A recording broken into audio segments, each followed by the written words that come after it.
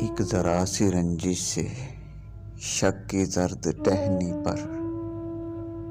پھول بدگمانی کے اس طرح سے کھلتے ہیں، زندگی سے پیارے بھی اجنبی سے لگتے ہیں، غیر بن کے ملتے ہیں، دوست دار لہجوں میں سلوٹیں سی پڑتی ہیں، عمر بھر کی چاہت کا آسرا نہیں ملتا، دست بے یقینی میں